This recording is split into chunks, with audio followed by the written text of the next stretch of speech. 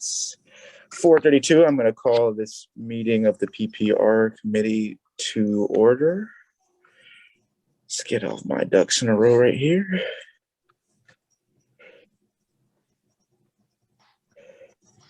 Hey, Carl, do you have the amended agenda that makes it electronic? Because Chris, our attorney, advises that you just kind of briefly read that language that justifies. If you don't, I'll pull it up and I'll read it. Yeah, I have I just got the amended one up. Okay. But you want me to read? I don't have the language part. Should be, and I don't have it in front of me. Michelle, you moved. It says we're at public comments due to the pandemic mitigation efforts. I think, is that? No, it's above that. I'm sorry. Right above that. I have mine shrunk down. So. No, got you. Yeah. So one calling me to order approval of the agenda is the first item. Am I supposed to do that before the approval of the agenda? Yeah. He recommended that we just briefly read it and say why, we are having and refer to the statute. Is that the version you have of the agenda? If not, Michelle, can I let you share your screen? Yeah, I don't think I have exactly what needs to be read. So if you could do that, that'd be grateful. Can you share it, Michelle? I think I just gave you permission, but I'm not sure. I don't know how to share. What do I click to share my screen? Share screen down at the bottom. I can read it if it's remote attendance. That'd be great. Yes. Okay. Pursuant to what's that?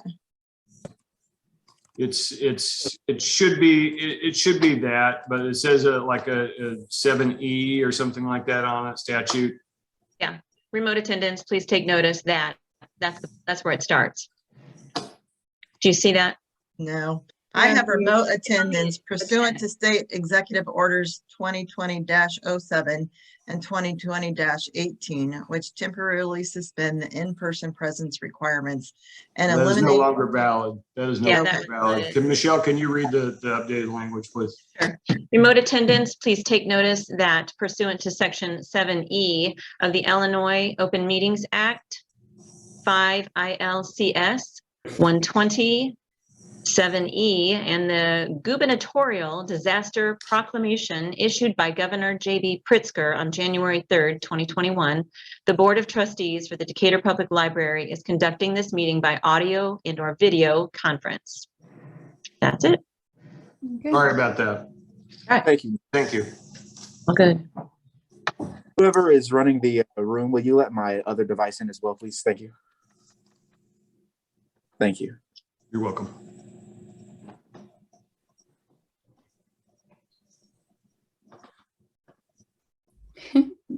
Okay.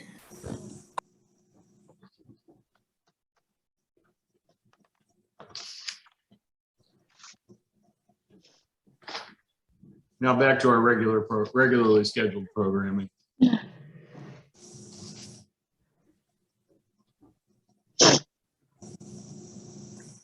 Oh man, I've been on mute for like the past.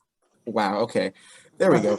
Well, one, I was saying yes, but as Rick said, much less back to regular business. So the first agenda item on the agenda is the approval of minutes. Do I have a motion to approve the minutes? It's approval of the agenda, right? I my apologies. I said minutes. I meant agenda. Yes, thank you very much, President. I don't think there's any changes, so I'll make a motion. First, wonderful. We have a first. Do we have a second? Second. We have a first and a second. All in favor, say aye. We have Oh, to sorry. do Any it- discussion? Any discussion? Any discussion? I know, but we have to do it one by one because we're Oh, on yes. video. Thank you. Because We are remote. All right. Well, first, any discussion? Seeing none, I'll move on. Let's go in alphabetical order. Mrs. Avery, how are you doing? Susan. Yes, aye. All right. Now I'm keeping my track. I think Carol is next. Samantha Carol. Yes. Oh, no, it's Bruner. Oh, wow. Yeah, Man. I know. I was like, whatever. It does say Shelley B. Well, Aye. last but not least, there we go. We got an aye. All right. The motion passes. Okay. Proceeding down, we have our minutes now for the minute from the last meeting, which was November 4th. Do I have a motion to approve the minutes as presented? I'll move. I'll second. We have a first and second. Any discussion? Seeing none. Susan? Yes, aye. Shelley. Aye. And Samantha. Yes. All right, ayes have it. Motion passes. Next is public comment section. Rick, do we have anyone wishing to give comment and or any written communication? No, sir. All right, well, that speaks to point 4 and point 5. So I will continue on down to new business. Under new business, we have the personnel update. First of all, well, let's congratulate Michelle here, because as of next Monday, she's being promoted from library administrative secretary to executive administrative assistant. So let's give Michelle a hand, is well deserved, and we've got a lot of new duties for her. Gonna keep doing Thank you. stuff she's already doing, so we're just adding to. Also, I don't think we've met since we in early December, we got a resignation letter from one of our librarians, Tabitha Bilyeu. She had been here a couple of years. She's moving on to another job outside of the field, and we wish her the best. And we have begun our search for a new full-time librarian. I met with Ms. Henkel, who you see on your screen this afternoon, to kind of talk about how the search is closed. We have 7 applicants, I believe it is. And we're going to start by giving everyone an interview. We had 7 qualified applicants. We had 3 more who did not meet the minimum qualifications. And we will begin with Zoom interviews and then move on to a second round. And the last thing I want to talk about personnel wise is COVID. We're dropping like flies, and it's not outside the realm of possibility that by the end of this week, you may be hearing from me that we're going to be closing the library briefly because we don't have enough people to staff. We right now we have 1 person with the title librarian able to work. We have a couple, and then we have people that are out for other reasons. You know, we have a couple other people out for medical reasons that have nothing to do with COVID. It's this morning when I talked to public health and asked for guidance on a particular case, because it all sounds crystal clear until you try to apply it, all the protocols. So I just go to public health, and at the end of our conversation, I said, talk soon, I bet. Well, by this afternoon, I had another one. So that's the way it's going. This seems much worse, at least as far as transmission goes. Well, it is much worse transmission wise than either the early big spikes that we experienced in Macon County. So we're going to do whatever we can to avoid that, but we're going to keep the safety and health of our staff and our patrons first. So if we have to close for a couple of days, we'll close for a couple of days. But I'll keep you guys in the loop. Okay. I appreciate that, Rick. Thank you. Let me pull my agenda back up in front of me. Okay, next is a action item, intergovernmental agreement. In your packet, you'll find an intergovernmental agreement for joint purchasing of library programming, events, and services. This is a group that is calling itself Illinois Libraries Present. There's, I want to say, about 25 libraries across the state of Illinois. And what we're doing is pooling our resources together to offer at a discounted price to all of us, higher level, and it's going to be remote programming that we'll all share, but at a much reduced cost to what we would experience if we were doing it individually. So we're trying to get authors, if you're on the bestseller list, 20 grand at a minimum for an appearance. And sometimes, your bigger name authors are commanding 50, as much as 50 grand or more for an appearance. So, and we're not even going for those kind of, those kind of fish. We're going for a little smaller fish than that. Still, it can be quite expensive. And this is a way for us to band together and do it at a cost that's reasonable for everybody. You'll see in, as a part of this IGA, you'll see that in the exhibits, what we would pay. So our membership fee, and that's the contract, not the IGA. You guys need to approve the IGA. The contract is small enough. I can do it without, approval. I just want you guys to be aware of it. But our annual cost is $750 to be a part of this. It's based on the size of the library's budget. I have not gone over this with a fine tooth comb because these are all colleagues that we trust. These aren't like vendors. These are other public libraries. But as long as you guys are in agreement and nobody saw a problem with the intergovernmental agreement, I would like to hear discussion about taking this on for approval to the full board. So Chris has not reviewed this? He has not. Okay. Is this for 2022? Yes. Okay, just because I saw it said it was closed, so I wasn't sure. It's not. Like, It's not. They extended it. They extended it to the end of this month. okay, I mean, as long as there doesn't seem to be any issue with it, it's, as you said, it seems to be a trusted partner in a sense that they're in the same position as us and aren't trying to game us over. So I would be in favor of it myself, bringing it to the full board. sure. I didn't see anything, like I'm not a lawyer or anything, but I didn't see anything out of line or anything in the agreement. So I will make the motion to recommend it to the full board. Pending review from the lawyer. Are you going to send it to Chris to review?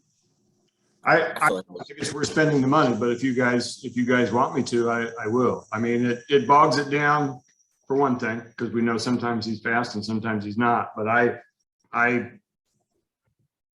this is a matter, this is not, this is not an intergovernmental agreement with, a county or a city. This is with other public libraries. These are colleagues that I know and have talked to about this all along the way. I'm not a bit concerned about, I don't want to imply that I haven't read it. It's just that I haven't gone over with a fine tooth comb. This doesn't bind us into anything that we can't, get out of. Okay. Rick, I in mean, simple language, what does it say, really, in just simple language? What it says is, so in order for public, this is out of statute, for public libraries to offer, you guys have the authority to contract with other libraries to offer services. And only you guys have the authority to do that. And in order to do so, there has to be an intergovernmental agreement signed. So it's just the structure of how it works. And then there's a contract. The contract you guys don't need to sign. The contract is the cost is going to be $750. So worst case scenario, we lose $750. And I don't need to spend a few $100s to find out if that is. For me, that's not a good use of our funds. Well, did somebody second that? Susan, you'd like to? I will. Okay, we have a first and a second. Any discussion? Seeing none. Susan, Yes. Shelley, Yes.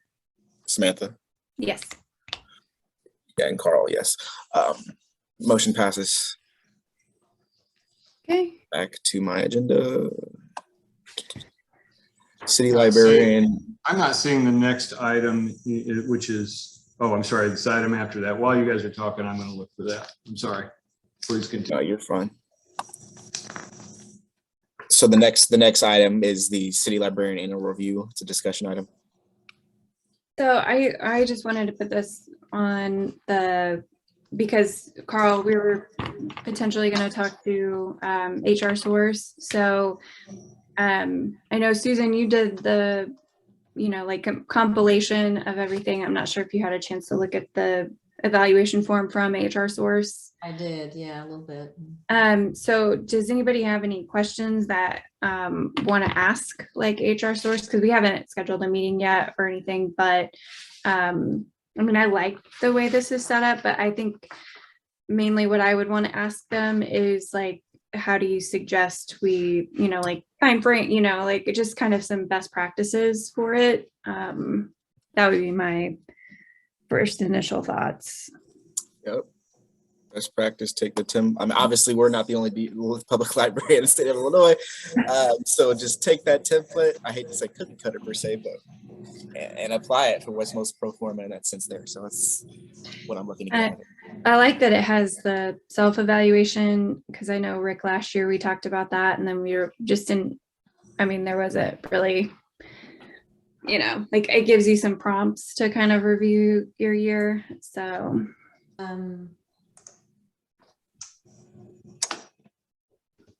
yeah, I think you'll be very pleased. We just, the division heads and I just went through our first round of meeting with HR Source to develop the new evaluation tool for management staff. And, it's rare that all of us agree so wholeheartedly on something, but we had like a 3-hour meeting with them via Zoom. And we thought it was very successful and very enlightening.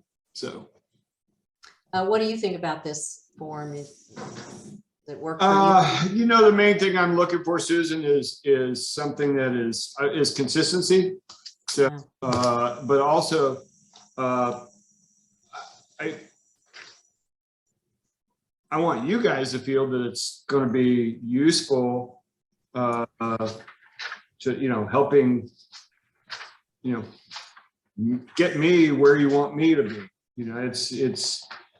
I think our problem with our management tool is we don't find it useful as a guide, even for discussion with staff when we meet once a year, which is why we wanted to review it. But I like the simplicity of exceeds expectations, successful performance, or needs improvement. Not all these numbers.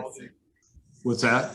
Like general numbers, like went from 1 to 5. Like, yes, and look, our civil service form is. Wait a minute, what are you looking at? 1 to 10, and then within each number, you've got 3 boxes. You can do like a really good 6, or a bad 6, or a medium 6. It's just, it's insane the different levels. Okay. That I think the one thing that I think is missing from this, and has always been missing from the process, and I don't know how you go about it, and I'm not sure if it feels like there ought to be some input from staff. Okay. Oh. But I don't know at what level, whether you're just talking about leadership or whether you just, but it does feel like there ought to be some input from staff. I don't Yep, know about that's a good that. point. I don't know So about that. I don't know how you go about it. Maybe it might be worth getting HR Source's opinion on that. Yeah, isn't I there put it on my video, but I put it on my list of questions to ask. Because that's the only thing that stood out to me as a weakness at all. Otherwise, I thought it was pretty strong. Yeah, I would get their opinion on that. I'm not sure about that. And then my other thought was like, how do we blend last year's like objectives with this year? Because we didn't have this system last year. So how do we? Well, we had goals, didn't we? Yeah. So yeah. And I'll have those as well. But Yeah, I'm sure they'd be really happy to discuss that, both those things and more with you. It's a pretty good pair that works on this stuff. Candace and Catherine, we thought they did just a great job with us for the first round. okay. Anything else that you guys have questions on about, like, so that we can ask them? So are they? This is suggesting that Rick does a whole self evaluation, and then we do. Yeah, so we do our evaluation and he does a separate self-evaluation as well. And then,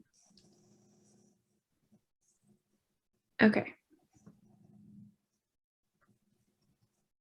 I think I have what I need on that, so we can move on. Are you talking to them fairly soon or? We haven't scheduled anything, so Well, Carl and I will. My only thing is yet again, here we are into January and Rick. Oh, I know. Yeah, like we just we with the holiday, like Oh, yeah. we couldn't make it work. So Oh, yeah. yeah, Okay. Am I muted? nope. I'm not. All right. Next agenda item is 2022 meeting schedule. It's an action item. And I don't think I included it in your packet, so my apologies. Let me share this with you. I have it in. You emailed it sometime. I don't. See, I was have like- it in email. Okay, I'm not seeing it in my packet, but here are the dates, and they're the first Thursdays of the month, and I don't think we had any problems with holidays. The only potential holiday it could be would be July 4th. So it just needs your approval, and you can take final. We've traditionally taken final action on committee meeting schedules in committee. So you guys can take final action. Be recommended to the full board. All right. If there's no other yeah, Shelley, go ahead. Motion to approve is all I was gonna say. Oh, well, we got our first. Anyone got a second? I'll second. Look at that. Discussion?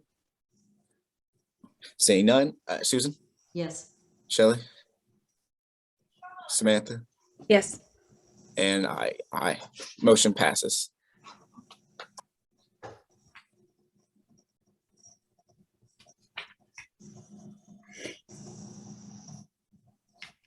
All right, any other discussion under new business? Anyone like that? I do have one other discussion item that I should have put it on the agenda and I did not. With you guys' permission, I will bring it forward. I just want it to be on your radar. You guys passed it in 2020, it was law. In 2021, you passed to extend the emergency COVID sick time. 10 days for full-time employees. So what, 80 hours for full-time employees, 40 hours for part-time employees. Then you extended it again until December 31st of 2021. I would like to recommend that we extend that for another 6 months. We can't vote on it today because I didn't put it on the agenda, but if you guys are okay with that, I'm going to bring it to the full board next week. Yeah. Okay. No, I think that would be good. I mean, Considering. like considering about, say, I mean, I kind of saw in the news the other day that, and I'll admit it's third world countries, but they expect the COVID-19 pandemic to at least last for another 4 years for third world countries. So I assume, wow, lesser developed nations. That's a better way to put that. Nevertheless, I assume that we will probably be dealing with it for probably at least another year to something like that at minimum. So I mean, if we just wanted to change that language to the calendar year of 2022, I'm fine with that. Yeah. That's fine. Yeah. it's the only point I had. Yeah, that makes sense. All right, then, seeing no other discussion, I'll move on to new old business. And the first agenda for discussion is the Diversity, Equity, and Inclusion Committee. We haven't report. met with them yet.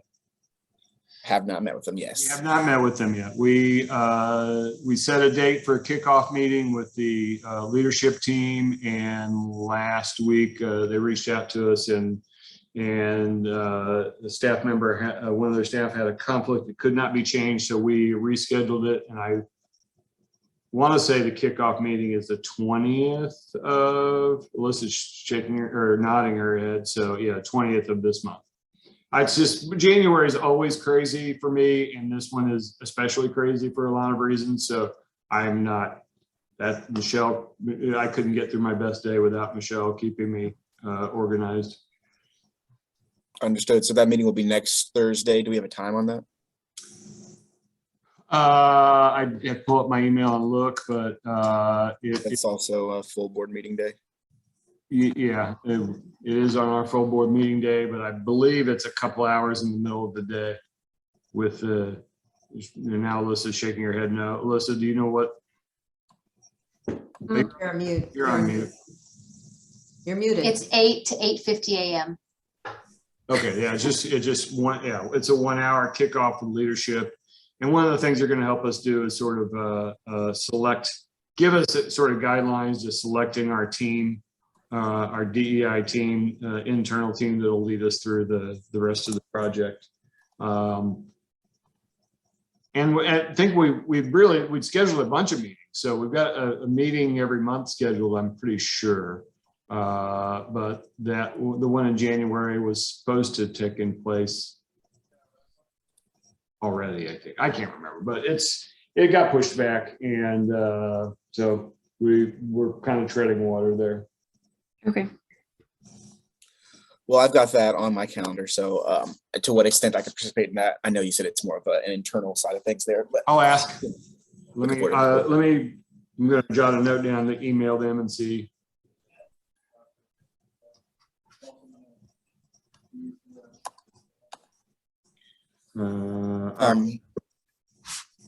Outside of that, I'll be having a conversation with Rick off wax about EDI and what it looks like, I guess, for our aspect of participation over the next couple of months, so people are aware Yeah. that. Because I'd like to know like the time commitment as well, like for board members, like the people on the committee, things like that, just for my future planning, things like that. I like being able to schedule it out in advance because my calendar is pretty damn full these days. So Mm, yes, indeed. Same. Rick, you had something you want to add to that? Seemed like. No. Okay, go on. All right, we'll go on and continue on then. The next one is the remote work policy. It's an action item. Yeah, I put it as an action item just in case I found out about insurance. I didn't. So I don't know what to do here. I mean, we've got a de facto, I mean, people are working from home, but if they hurt themselves on the job and file a workman's comp complaint, I don't know that we're insured. So, Well, you can't get a hold of your the insurance. well, it's being done for me by the city because they're my insurer. Mm. I will make a note to call the city's risk manager tomorrow and see if he's found anything else out, because it's Greg. I mean, you guys all know Greg. I mean, he's admitted that they hadn't thought of it either, and it had come to their attention about the same time as it came to our attention, but I don't have any more information on it. So I mean, my assumption, at least even in my own job, like, is that I'm covered at home, but I don't know the answer to that question. Because I work from home all the time. Same here. I'd like to assume that it is. And, when we first started this, there were a few things that, you never considered. When I say first start, I'm talking about people that had to work from home. Okay. Right. That's not the case right now. We're allowing people to work from home. And it really was kind of the case then too. I mean, we could have just said everybody's furloughed, but we wanted to give people the opportunity to continue to work and to serve the community. So, but Chris immediately pointed out, okay, if they have to buy a printer, that's a library cost. If they have to, any office supplies that they have to buy, if they have to get a dedicated, if they don't have internet and you need to work, you've got to pay for it. So all these things came up, and he also said, safety, they need to know that you can come to their home to inspect their workplace for safety. I'm not going to do that, but but with the employer, we have the right to do that. Sure. But I've never gotten the answers I need on the insurance. Okay. Well, I'll move to table the remote work policy. If Carl, you're muted again. I am muted. Thank you for that. And I apologize if that was discussed a little bit there. I just got a work text message, but the conversation I want to have. So a board member approached me about changing the remote work policy. I just assume Rick and Samantha are aware of. Before that, we decided to go to the virtual what we're doing on meeting virtually because of the pandemic, so to speak. So I told them that obviously with everything going on right now, we're meeting remotely, so it's not necessarily too much of an issue. But the remote work policy, what stipulations are there for us as board members specifically? Because it was requested that we would allow remote attendance, and I think that's what it is now. You just have to get permission beforehand. Just trying to be Yes. a Yeah. good. Oh, this committee is should- different though. This is like the remote work is for the staff, and Just for then staff, okay. our remote board meeting policy should be in the bylaws. And that's taken straight from statute, Carl. That's straight out of Illinois statute. So there's nothing we can do to change that. Those bylaws are from Illinois statute. What like a month ago, we were still meeting in person, but we're still under an emergency order. So we can, by either Samantha or me, we can decide it's not practical or prudent to do so, and that's why we invoke that 7E at the beginning of the meeting to say, because of the emergency order. So we can do that as long as you guys can, as long as we can justify, we've got a good reason for it. And I think it's pretty clearly now we can. So that's so the remote work policy is a little different because those are, people were paying and insuring, et cetera, et cetera. But you guys, it's up to, either Samantha or I can. And if you guys want me to do it, I couldn't do it without That day. Yeah, I couldn't do it without notice, but Yeah, like we could, that's the reason we had to cancel the meeting because we couldn't do it Like 48 without hours. notice. Right, Yeah. 48, okay. So Yep. it was, just bad timing as far So as that. they just need to ask per se 48 hours in advance of a meeting. Yeah, if there's two If things. There's taking the whole meeting remote, or there's just we're meeting in person, but we're allowing remote attendance. And there's a different set of rules for both of them. So in 2020, the governor suspended parts of the Open Meetings Act. Meetings Act. That has been allowed to sunset. But we're still under an emergency order. So there's that little loophole there, or a disaster declaration. That's the words I'm looking for. As long as we're under a disaster declaration, either the head of the public body, in this case the city librarian, or the president of the leader of the governing board of the public body, in this case Samantha, can say, you know what, it's not prudent to meet in person anymore. We're going to go strictly to Zoom. Now, if we're still meeting in person, then we have to follow those bylaws that say, hey, if you want to attend remotely, here are the conditions you have to meet. Under this condition, we can all, somebody has to be in the building. That's,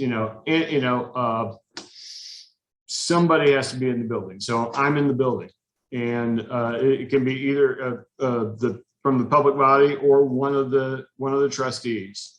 Hope I'm clarifying this and not muddying it. So like in the case, so the bylaws. Shelley says my vote is for remote meetings all the time. We can't do that. No, she said time being. So like for right now. All meetings for time. Oh, sure. Yeah. No, I'm totally on board with that. But so like this, I think there are 3 reasons, and one is sickness, one is work related, and the third one I can't remember. So, but those are the 2 like main ones that I remember. Like if you're sick, you can request it. Like if we're in person, if your job requires you,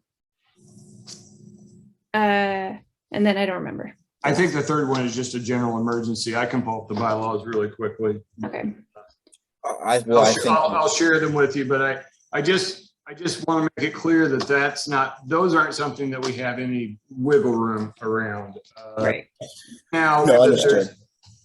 right now as long as we're still under a disaster declaration, as long as you guys feel certainly understandable and easy to support, that we should all be meeting remotely, we just say, hey, it's a remote meeting, and we treat it like we were treated it for many, many, many months. But if I'm going to share my screen with you here as soon as I found it. But as for if we are meeting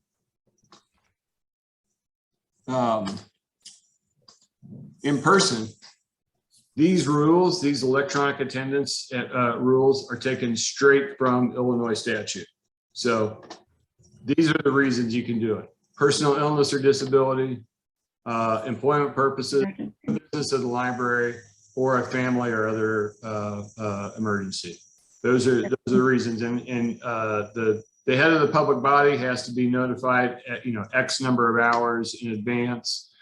And then you guys can still veto it by 2/3 vote. You can say at the beginning of the meeting, you can say, no, I don't think this is appropriate. You guys can say this is not an appropriate reason, it doesn't fit. And by 2/3 vote, say that person cannot participate remotely. I don't foresee that happening, but. Yeah. Thank you for the clarification. I think the reason why I asked has definitely been answered. So if anything, for safe measure, if you'd like to send that a screenshot or that entire policy out to the board members, then fine to do as well. But I think we're good to go on that aspect. So again, thank you for the clarification. We had a motion to table that. Do we have a second? Second. We have a second. Any discussion? Seeing none. Susan? Yes. Shelley? Samantha? Yes. Aye. All four in favor. Motion passes. Moving along. Equipment circulation policy is also an action item. I didn't see any issues. It's just hotspots though, right? Yeah, so it could be, but we wrote this so it would be adaptable. So say a new technology comes out that we want to circulate, that we could do it. As I read through it today, I read through it last week and said, oh, I don't see any problems with this. As I read through it today, I thought, well, if you're reading this and you don't know anything about the library, it reads like you could check out any equipment we have. So, like I'd like that telephone. Some clarifying language needs to be put in there that, available items for checkout. Yeah, equipment that is deemed. I don't know how, but I'll work on some language to make it clear that it's not just any equipment we have in the place. Okay. There are certain things that we do circulate. So at one point, e-readers were big. The libraries were circulating. Now it's hotspots. But that is the kind. Right now, for us, it is just hotspots. But we wanted to make one that was adaptable for new equipment, but not so adaptable that you could check out anything in place. Yeah. So do you want us to? If anybody can, I'm having a block on language that would make sense, but you guys know what I'm driving at, right? It just says, you need a library card to check out equipment. Equipment checkouts, it doesn't say that there are certain. We've got a very simple way to get at this, but equipment that is designated as circulating to the public. I mean, could you just look at champagne or? Yeah, if they have one, but I'll other than that, I don't see any problem with the content. Even that is just a wordsmithing thing. So I'll work on that wordsmithing if you guys are okay with the content. But I would recommend that we continue without any substantive changes to this. Okay. I'll move that we send it to the full board with the changes. Second. Can I second my own stuff? I think I can. So second. We have a first and a second. Any discussion? You're the expert on Robert's Rules of Order. If I'm gonna be frank with you, yeah, we'll get back to that later date. Anyway, any discussion? Seeing none. Susan? Yes. Shelley? Yes. Samantha? Yes. And myself, yes. Motion passes. Back to my agenda because I had to get away from it. Oh, other discussion? Yeah, how did the circ policy go over with the patrons? Like, have we gotten responses?